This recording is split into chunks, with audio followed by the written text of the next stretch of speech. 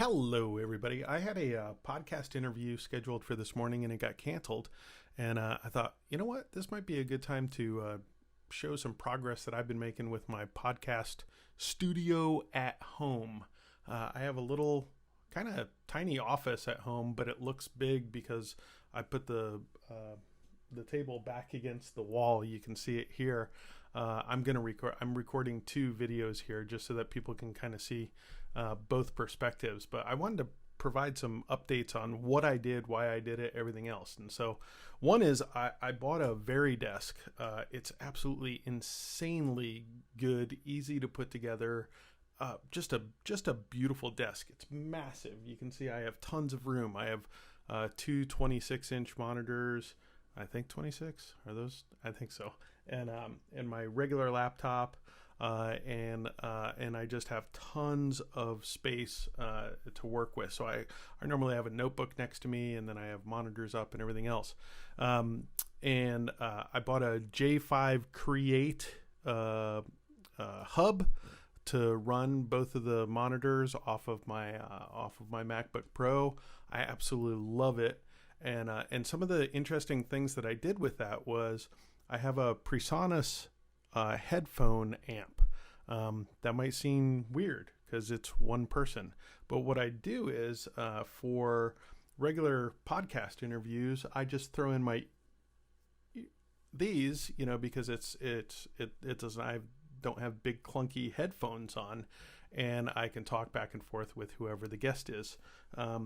But I also have it wired to my professional, Shure headphones in case I'm doing some mixing and everything else.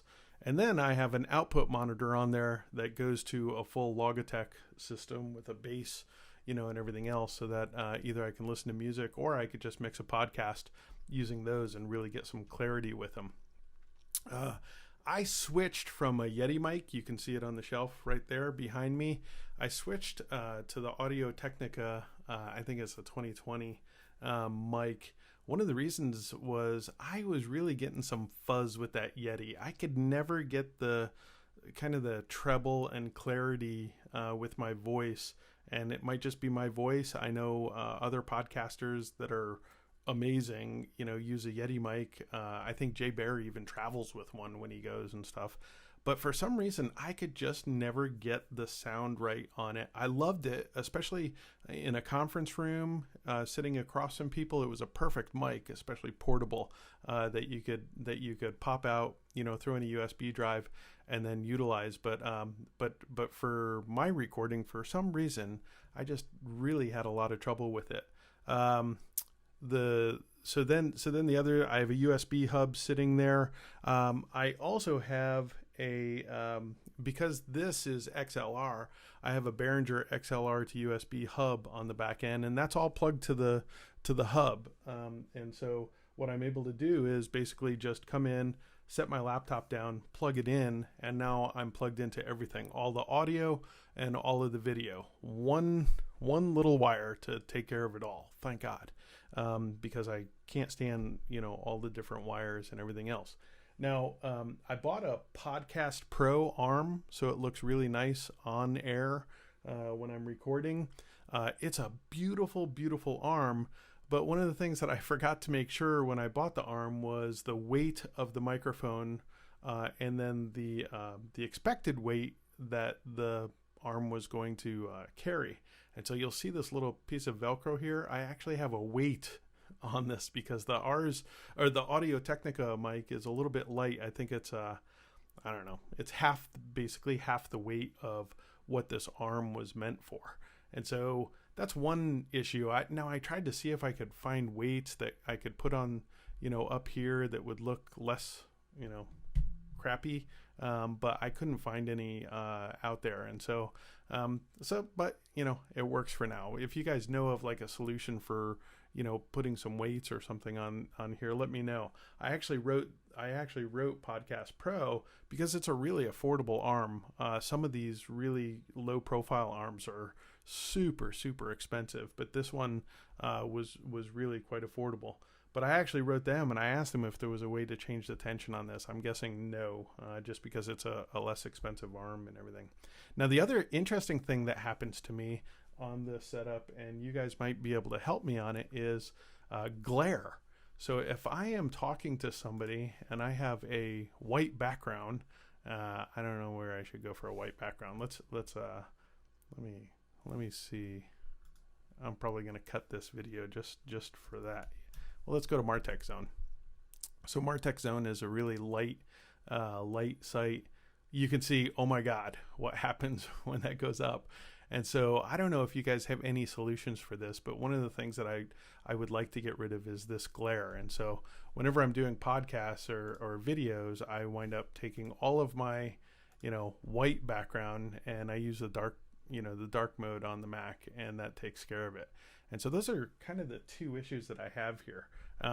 Everything is on this very desk, so I can pump the desk up if I want and stand up and do the interviews, or I can have it at its regular setting.